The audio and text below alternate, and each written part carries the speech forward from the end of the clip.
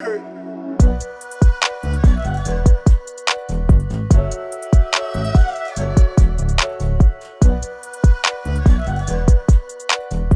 Galaxy Z Fold 3 5G, a crazy piece of tech।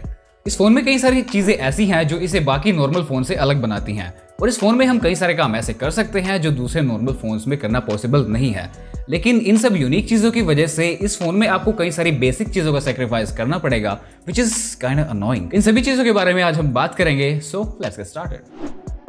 अब क्योंकि ये एक फोल्डिंग फोन है तो इसकी मेन हाईलाइट रहेगी इसकी फोल्डिंग डिस्प्ले, जो कि है 7.6 इंचेस की। अब इतनी बड़ी डिस्प्ले आपको एक नॉर्मल फोन में तो ऑब्वियसली नहीं मिलेगी, और इस डिस्प्ले को आप फोल्ड करके अपनी पॉकेट के अंदर इजीली रख सकते हैं। और बाहर की तरफ जो डिस्प्ले लगी है वो है 6.2 इंचेस की, जिसे आप अपने नॉर्मल टास्क के लिए काम में ले सकते हैं जब फोन फोल्डेड कंडीशन में होता है। दोनों ही डिस्प्लेस की रिफ्रेश रेट 120 हर्ट्ज है और दोनों ही डायनामिक एमोलेड 2x पैनल्स हैं, which is a good thing. But ध्यान देने वाली बात यहाँ पर यह है कि HDR10+ का सपोर्ट आपको सिर्फ मेन स्क्रीन पर ही मिलता है। बाहर वाली या जो कवर स्क्रीन है उसमें HDR10 का सपोर्ट नहीं दिया गया, यानी वीडियो कंजप्शन का पूरा मजा आपको सिर्फ इंटरनल यानी मेन स्क्रीन पर ही मिलेगा। पर क्या वाकई में ऐसा है?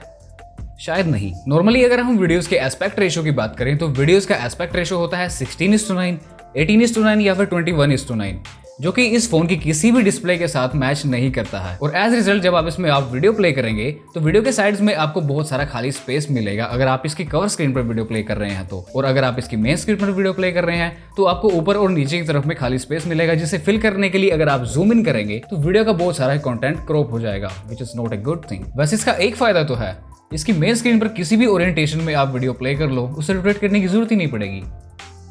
वीडियोस के अलावा कुछ ऐप्स भी ऐसी हैं जो इसके एस्पेक्ट रेशियो के साथ अभी ऑप्टिमाइज्ड नहीं है। हालांकि इसमें एक लैब्स करके फीचर दिया गया है जो इन ऐप्स को इसके एस्पेक्ट रेशियो के हिसाब से फोर्स फिट कर देता है, जो काफी अच्छे तरीके से काम करता है, इसमें कोई दिक्कत नहीं है। अब इस एस्पेक्ट रेशियो वाली प्रॉब्लम को साइड में रखकर अगर हम बात करें तो इतनी बड़ी डिस्प्ले के कई सारे फायदे भी हैं, जैसे कि इसमें मल्टीटास्किंग हम बड़ी इजीली कर सकते हैं। कई सारी ऐप्स को हम एक टाइम में विंडोज की तरह अलग अलग ओपन करके उनमें सीमलेसली काम कर सकते हैं। जैसे एक विंडो में आप यूट्यूब ओपन करके दूसरी साइड अपने नोट्स बना सकते हैं, या इसी तरह के कुछ भी आप काम कर सकते हैं। प्लस ब्राउजर अगर आप ओपन करेंगे तो उसमें टैब्स आपको प्रॉपर पीसी की तरह इसमें नजर आएंगे, जो मुझे बहुत ही अच्छा लगा। इतनी बड़ी और वाइड डिस्प्ले को डॉक्यूमेंट्स रीड करने, सिग्नेचर या फिर डॉक्यूमेंट बनाने वगैरह के लिए अच्छे तरीके से यूटिलाइज किया जा सकता है।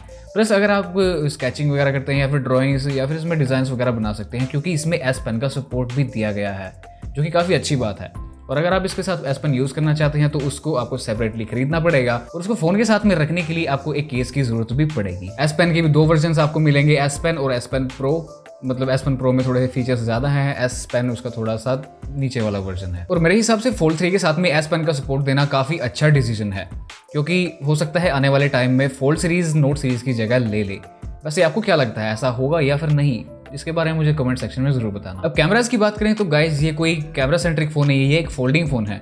फिर भी कैमरा से जो फोटो निकल कर आती हैं वो काफी अच्छी क्वालिटी की होती हैं। हालांकि कैमरा हार्डवेयर जहाँ पर यूज किया गया है वो सेम पुराना Fold 2 वाला ही इसमें यूज किया गया है। सेम वही 12 मेगापिक्सल्स के मेन अल्ट्रा वाइड और टेलीफोटो कैमराज हैं। फ्रंट में सेल्फी कैमरा भी सेम है 10 मेगापिक्सल्स का, लेकिन इसकी इमेज प्रोसेसिंग जरूर इंप्रूव्ड है। ये कुछ फोटोज हैं जो हमने इसके रियर कैमरा से क्लिक करी हैं। कलर प्रोसेसिंग सेम वही टिपिकल सैमसंग स्टाइल में है, आई प्लीजिंग और काफी वाइब्रेंट कलर से प्रोड्यूस करता है। 12 मेगापिक्सल्स का अल्ट्रा वाइड एंगल कैमरा जिसका फील्ड ऑफ व्यू है 123 डिग्री, ये भी काफी अच्छी फोटोज कैप्चर करता है। 12 मेगापिक्सल्स का ही टेलीफोटो लेंस इसमें मिल जाता है। इसके अलावा पोर्ट्रेट मोड में एज डिटेक्शन बहुत अच्छा रहता है, और एक काफी अच्छा बोके इफेक्ट इसमें देखने को मिल जाता है, जिसे आप बाद में चेंज कर सकते हैं। इसके मेन रियर कैमरा से अप टू 4K 60 FPS पर आप वीडियो शूट कर सकते हैं। ये वीडियो हमने शूट करी है 1080p 30 FPS पर, और इसमें OIS होने की वजह से जो स्टेबलाइजेशन मिलता है वो एकदम कमाल है, वो आप इसमें देख ही सकते हैं। इन सबके अलावा इसके कैमरा में आपको वो सभी ऑप्शंस मिल जाएंगे जो आप एक सैमसंग के फ्लैगशिप से एक्सपेक्ट करेंगे, जैसे कि डायरेक्टर्स व्यू या फिर स्लो मोशन वगैरह वगैरह। 10 मेगापिक्सल का जो सेल्फी कैमरा इसकी कवर डिस्प्ले पर दिया गया है, ये भी काफी अच्छी सेल्फीज क्लिक कर लेता है। कलर्स, डायनामिक रेंज, कंट्रास्ट सब कुछ एकदम बैलेंस्ड होते हैं। ये आप स्क्रीन पर सैंपल देख सकते हैं। अब की बार हमें जो यहाँ पर नई चीज दी गई है वो है अंडर डिस्प्ले सेल्फी कैमरा। ये एक 4 मेगापिक्सल का कैमरा है और इसकी जो फोटो क्वालिटी है वो बहुत ही बुरी है। सच में भाई मजाक नहीं कर रहा हूँ, उसकी कैमरा क्वालिटी बहुत ही बुरी है, आप एक सैंपल देख सकते हैं। और उसकी क्वालिटी इतनी खराब होने के 2 रीजंस हैं, एक तो इसका रेजोल्यूशन कम है और दूसरा इसके ऊपर जो पिक्सेल्स लगे हुए हैं वो पूर्णतया पारदर्शी नहीं है। मेरे ख्याल से सैमसंग को यहाँ पर पहले की तरह ही वो पंच होल वाला कटआउट देना चाहिए था, क्योंकि अंडर डिस्प्ले सेल्फी कैमरा वाली टेक्नोलॉजी में अभी काफी इंप्रूवमेंट्स होनी बाकी हैं। बस यही कैमरा सेल्फीज के लिए नहीं, वीडियो कॉल के लिए ज्यादा यूज किया जाएगा। पर यार वीडियो कॉल से तो शक्ल अच्छी दिखनी चाहिए ना, वैसे अगर आप इसकी सेल्फी से संतुष्ट नहीं हैं तो आप इसकी कवर स्क्रीन पर जो सेल्फी कैमरा दिया गया है वहाँ से सेल्फीज ले सकते हैं।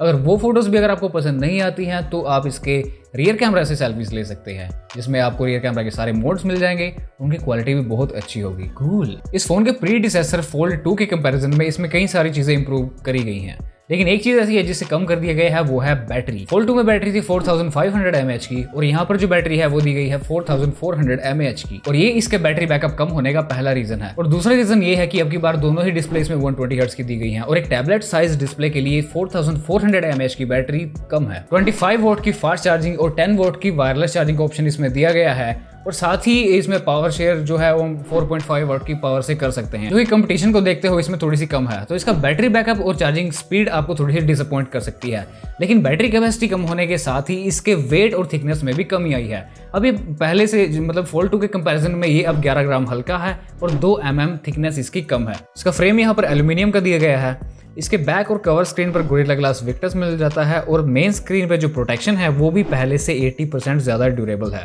अब ड्यूरेबल का मतलब ये नहीं है कि आप इसे रगड़ देंगे और ये डैमेज ही नहीं होगी, ये डैमेज हो सकती है, लेकिन इसकी ड्यूरेबिलिटी में जो इंप्रूवमेंट है वो सैमसंग ने हमें 80% नंबर द्वारा बताई है। वैसे अगर आपको डैमेज करना ही है तो आप नीचे सब्सक्राइब बटन को डैमेज कर सकते हैं। और सबसे अच्छी बात इसमें यह है कि ये IP रेटिंग्स के साथ आने वाला पहला फोल्डेबल फोन है।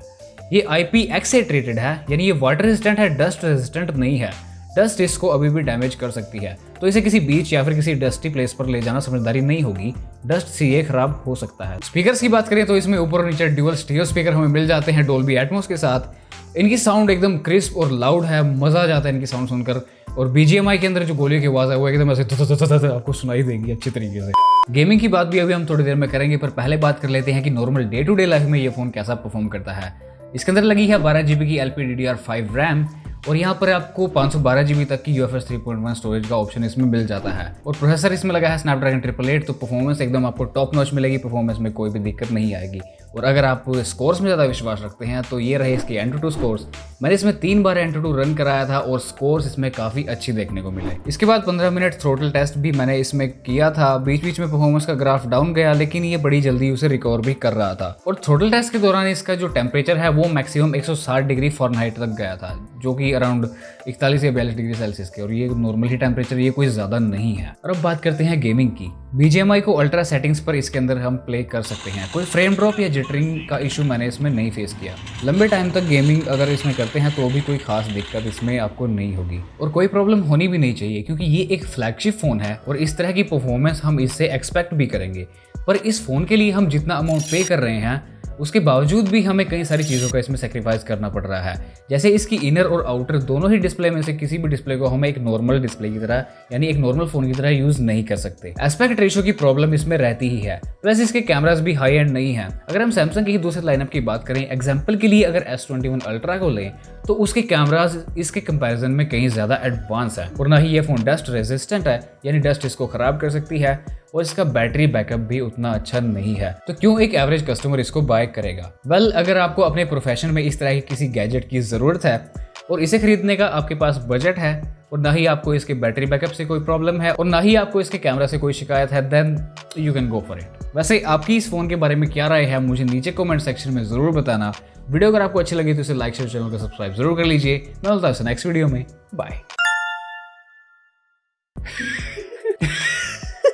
जो कि इसके डिज़ाइन में थोड़ी सी एक अच्छी बात है।